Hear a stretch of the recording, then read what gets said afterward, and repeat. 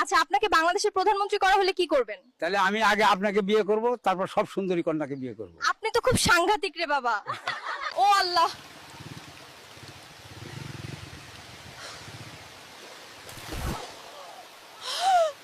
আপনি যদি হঠাৎ 1 লাখ টাকা পান কি করবেন?